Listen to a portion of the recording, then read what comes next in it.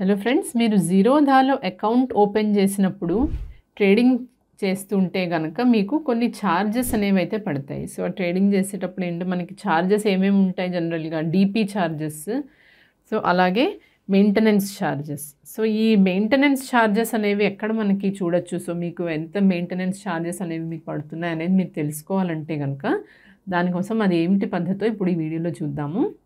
ముందుగా కైట్ యాప్లో లాగిన్ అయిన తర్వాత ఇక్కడ కింద చూసుకుంటే మీకు ఇక్కడ మీ ప్రొఫైల్ అనేది కనిపిస్తుంది. సో ఆ ప్రొఫైల్ మీద ట్యాప్ చేయవలసి ఉంటుంది. సో ఇప్పుడు మీ అకౌంట్ అనేది కనిపిస్తుంది, మీ పేరు అలాగే మీ యూజర్ ఐడి ఏదైతే ఉందో అవన్నీ మీరు ఇక్కడ చూడొచ్చు. సో నెక్స్ట్ వచ్చేసి అకౌంట్లో ఇక్కడ మనకి ఫండ్స్. సో ఈ ఫండ్స్ అనే ట్యాబ్ మీద మనము సో ఈ విధంగా ఈ పేజ్ ఓపెన్ అయిన తర్వాత ఇక్కడ మనము డైరెక్ట్గా ఫండ్స్లోకి వెళ్తే కనుక మన ఏమేమిటి మన ఫండ్స్లో ఎంత మనీ ఉంది, అలాగే మీకు అయిన ఛార్జెస్ అవి ఏమేమిటి అనేది కూడా ఇందులోంచి మనము చూడొచ్చు. సో ఈ ఫండ్స్ మీద టచ్ చేద్దాము. చేస్తే ఇక్కడ మీకు ఏంటంటే అవైలబుల్ మార్జిన్ ఎంత ఉంది అనేది మీకు ఇక్కడ కనిపిస్తుంది. అలాగే కింద view statement. So view statement ద్వారా మీరు ఈ స్టేట్మెంట్స్ అనేది అయితే చూడొచ్చు. సో అలాగే ఇక్కడ యాడ్ ఫండ్స్తో మీరు ఫండ్స్ యాడ్ చేసుకోవచ్చు అండ్ విత్డ్రా ఫండ్స్ ద్వారా కూడా మీరు ఫండ్స్ ఏమైనా ఉంటే మీకు విత్డ్రా కూడా చేసుకోవచ్చు. సో ఇక్కడ ఓపెనింగ్ బ్యాలెన్స్ ఎంత ఉంది అనేది కనిపిస్తుంది. సో ఇప్పుడు మనము వ్యూ స్టేట్మెంట్ ద్వారా ఎలాగ మనము ఛార్జెస్ అవి ఎలాగో చూద్దాము.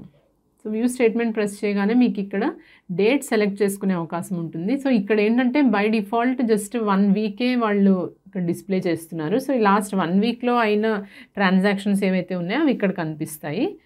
సో మీకు మెయింటెనెన్స్ ఛార్జెస్ కనుక చూడాలనుకుంటే సో ఇక్కడ మీరు డేట్ని కొంచెం ఎక్స్టెండ్ చేసుకోవాల్సి ఉంటుంది. సో దానికోసం ఆ ప్లేస్లో ట్యాప్ చేస్తే కనుక మీకు ఈ డేట్ రేంజ్ అనేది ఇక్కడ సెలెక్ట్ చేసుకోవచ్చు. సో మళ్ళీ డేట్ రేంజ్ మీద మనం ట్యాప్ చేయాలి. సో ఇక్కడ మీకు ఫ్రమ్ టు అనేసి 2 ఆప్షన్స్ వస్తాయి. సో ఈ ఫ్రమ్లో మీరు డేట్ సెలెక్ట్ చేసుకోవచ్చు. సో నేను ఇప్పుడు జస్ట్ మార్చ్ 31 మార్చ్ నుంచి పెడతాను. సో మార్చ్ 1 టు ఇక్కడ ఎంతవరకు, సో ఈరోజు ఆగస్ట్ 1 కాబట్టి టు ఆగస్ట్ 1 ఉంచేసాను. చేంజ్ చేసిన తర్వాత ఇక్కడ మనం అప్లై అనేసి క్లిక్ చేయాలి.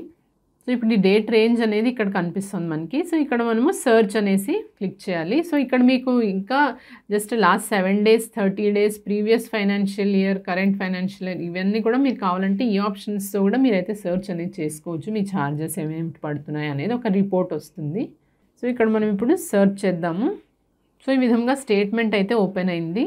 సో ఇక్కడ మీరు చేసిన ప్రతి ట్రాన్సాక్షన్స్ అలాగే మీ అకౌంట్లో అయిన ప్రతి ట్రాన్సాక్షన్స్ కూడా మీకు ఇక్కడ కనిపిస్తాయి. సో మీరు యాడ్ చేసిన ఫండ్స్ అలాగే ఏవైతే ట్రాన్స్ఫర్ అయ్యాయి అనేసి అలాగే మీకు డిఫరెంట్ అలాగే సెటిల్మెంట్స్ ఏమేమి అయ్యాయి, నెట్ సెటిల్మెంట్ ఫర్ ఈక్విటీ, అలాగే DP charges. So DP charges మనం ఎప్పుడు సేల్ చేసినా డీపీ ఛార్జెస్ అనేవి మనం పే చేయవలసి ఉంటుంది కాబట్టి ఆ ఛార్జెస్ ఏమేమిటి అనేది కూడా మీకు ఇక్కడ కనిపిస్తుంది. సో అలాగే స్క్రోల్ చేసుకుంటూ ఇంకా మీరు కిందకి వెళ్తే కనుక మీ జనరల్గా సెటిల్మెంట్స్ ఇవన్నీ కూడా మీకు ఇక్కడ కనిపిస్తాయి. సో ఇక్కడ ఒక ఏఎంసీ అనేది ఇక్కడ కనిపిస్తుంది. So AMC for demat account from 12/12/23 to 11/3/2024 అంటే దీని అర్థం 90 డేస్కి. సో 3 మంత్స్కి ఒకసారి క్వార్టర్లీ ఛార్జెస్ అనేవి అయితే మనకి మెయింటెనెన్స్ ఛార్జెస్ అనేది జీరోధా వాళ్ళు ఛార్జ్ చేస్తున్నారు. సో అదేంటంటే ఇక్కడ 88.5 రూపీస్ అనేది అయితే ఉంది. సో వీళ్ళు ఛార్జెస్ ఏంటంటే 75 రూపీస్ ప్లస్ 18% GST. సో ఆ టోటల్ కలిపి 88 రూపీస్ అవుతుంది. సో ఇండివిజువల్స్ ఆర్ హెచ్యుఎఫ్స్ వీళ్ళందరికీ 75 రూపీస్ అనేది ప్లస్ 18% GST. అలాగే ఎన్ఆర్ఐస్కి డిఫరెంట్గా ఉంటాయి ఛార్జెస్, ప్లస్ అలాగే కార్పొరేట్స్ అయితే వాళ్ళకి డిఫరెంట్గా ఛార్జెస్ ఉంటాయి. సో మన ఇండివిజువల్ అకౌంట్కి మాత్రం ఈ 75 రూపీస్ ప్లస్ 18% GST అనేది క్వార్టర్లీ మెయింటెనెన్స్ ఛార్జెస్గా ఛార్జ్ అవుతాయి. సో ఇది ప్రతి 3 మంత్స్కి మీ దాంట్లో కనిపిస్తుంది. సో ఇప్పుడు June 8th ఈ ఛార్జెస్ అనేవి డిడక్ట్ అయ్యాయి. అలాగే మళ్ళీ ఇక్కడ కిందకి వెళ్ళి చూద్దాము. సో ఆ ప్రీవియస్గా ఇప్పుడు అయిందనేది ఇక్కడ చూసుకుంటే 31 మార్చ్కి కూడా ఒక ఏఎంసీ ఫర్ డీమ్యాట్ అకౌంట్ అనేసి కనిపిస్తుంది. సో అది కూడా 88.50 అంటే 75 రూపీస్ ప్లస్ 18% GST. సో ఈ విధంగా మీకు క్వార్టర్లీగా మీకైతే ఛార్జెస్ అనేవి అవుతాయి. మీకు ఇంకా క్లియర్గా అర్థం చేసుకోవాలంటే మీరు జనరల్గా క్రోమ్లోకి వెళ్ళి చూసి జీరోధా ఛార్జెస్ అంటే కూడా మీకు ఇక్కడ కనిపిస్తుంది. సో జీరోధా వాళ్ళది list of all fees. So వీళ్ళ వెబ్సైట్లోకి వెళ్దాము. So what is account maintenance charge? So account maintenance ఛార్జ్లో ఏంటంటే మనకి ఇక్కడ ఈ ఏఎంసీలో వీళ్ళకి 2 టైప్స్ ఉన్నాయి. సో ఏంటంటే ఒకటి బేసిక్ సర్వీసెస్ డీమ్యాట్ అకౌంట్ అంటే బిఎస్డిఏ. సో ఈ బిఎస్డిఏ అకౌంట్ వాళ్ళకి డిఫరెంట్ టైప్ ఆఫ్ ఛార్జెస్ ఉంటాయి. సో బిఎస్డిఏ అంటే ఏంటంటే బేసిక్ సర్వీసెస్ డీమ్యాట్ అకౌంట్. ఈ బేసిక్ సర్వీసెస్ డీమ్యాట్ అకౌంట్లో ఏంటంటే మీరు ఒకే ఒక బ్రోకర్ దగ్గర ఓన్లీ సింగిల్ డీమ్యాట్ అకౌంటే కనుక మీరు హోల్డ్ చేస్తూ ఉంటే అక్రాస్ ఆల్ బ్రోకర్స్, సో మీరు ఏదైనా గ్రో అవ్వచ్చు, జీరోదా అవ్వచ్చు, ఆర్ మిగిలిన అప్స్టాక్స్ అవ్వచ్చు. సో ఇలాగే డిఫరెంట్ బ్రోకర్స్ దగ్గర మీకు సింగిల్ డీమ్యాట్ అకౌంట్ ఉంటే కనుక అది మీకు బిఎస్డిఏ అంటుంది. So basic services demat account కింద కౌంట్ అవుతుంది. సో అప్పుడు అందులో మీకు హోల్డింగ్స్ అప్ టు 50,000 ఉంటే కనుక మీకు annual charges 0 and quarterly charges కూడా 0. అండ్ 50,000 to 2 lakhs ఉంటే కనుక యాన్యువల్ ఛార్జెస్ అనేది ₹100 + 18% జిఎస్టీ, క్వార్టర్లీ ఛార్జెస్ అనేది ₹25 + 18% జిఎస్టీ ఒకవేళ ఇది బిఎస్డిఏ అయితే కనుక. అలాగే అబౌవ్ 2 lakhs ఉంటే కనుక ₹300 + 18% జిఎస్టీ, అలాగే ₹75 + 18% జిఎస్టీ. సో ఇవి మీ హోల్డింగ్స్ వాల్యూని బట్టి మీ మెయింటెనెన్స్ ఛార్జెస్ అనేవి అయితే ఇక్కడ మనకి ఉన్నాయి. అదే నాన్ బిఎస్డిఏ అకౌంట్ అంటే మీకు మల్టిపుల్ డీమ్యాట్ అకౌంట్స్ ఉన్నప్పుడు కనుక మీ ఛార్జెస్ అనేవి డిఫరెంట్గా ఉంటాయి జీరోధాలో. సో మీ type of account individual, HUF and partnership firms అయినప్పుడు మీకు యాన్యువల్ ఛార్జెస్ అనేది ₹300 + 18% జిఎస్టీ, అలాగే క్వార్టర్లీ ఛార్జెస్ ₹75 + 18% జిఎస్టీ.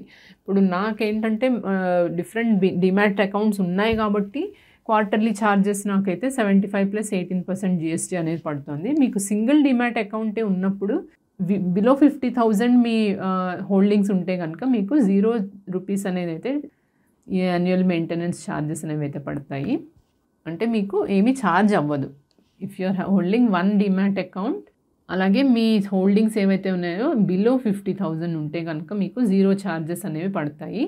బట్ మీరు మల్టిపుల్ దీంట్లో కనుక మీరు బ్రోకర్స్ దగ్గర మీరు మల్టిపుల్ అకౌంట్స్ ఓపెన్ చేసి ఉంటే కనుక మీకు ఈ విధమైన ఛార్జెస్ నాన్ బిఎస్డిఏ అకౌంట్ అంటారు. సో ఈ విధమైన ఛార్జెస్ ఉంటాయి. అదే ఎన్ఆర్ఐస్కి అయితే మళ్ళీ డిఫరెంట్ ఛార్జెస్, యాన్యువల్ ఛార్జెస్ 500 + 18%, అలాగే క్వార్టర్లీ ఛార్జెస్ 125 + 18%. సో కార్పొరేట్స్కి, private and public companies, LLPs వాళ్ళకైతే 1000 + 18%, అలాగే 250 + 18% అనేది క్వార్టర్లీ ఛార్జెస్. సో అలాగే మీకు ఐఎల్ అండ్ ఎఫ్ఎస్, సో వాళ్ళకి ₹400 + 18% జిఎస్టీ, ₹100 + 18% జిఎస్టీ, ఈ విధంగా అయితే మీకు ఛార్జెస్ అనేవి పడతాయి. So MC is charged per quarter, that is every 90 days starting from the account opening date and is deducted from the Zerodha account. మీ అకౌంట్లో ఫండ్స్లో ఉన్న బ్యాలెన్స్లోంచి మీ అమౌంట్ అనేది డిడక్ట్ అవుతుంది. ఒకవేళ మీ ఫండ్స్ బ్యాలెన్స్ 0 ఉంటే కనుక అది మైనస్లో డిస్ప్లే అవుతుంది. బట్ వెంటనే మీరు అమౌంట్ అనేది యాడ్ చేయవలసి ఉంటుంది.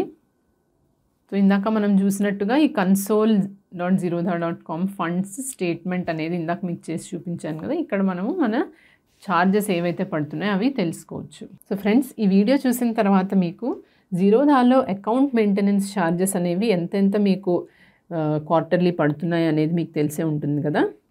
వీడియో కనుక మీకు యూస్ఫుల్గా అనిపిస్తే లైక్ చేయండి ఫ్రెండ్స్, అలాగే ఛానల్కి సబ్స్క్రైబ్ చేసుకోండి. Thank you.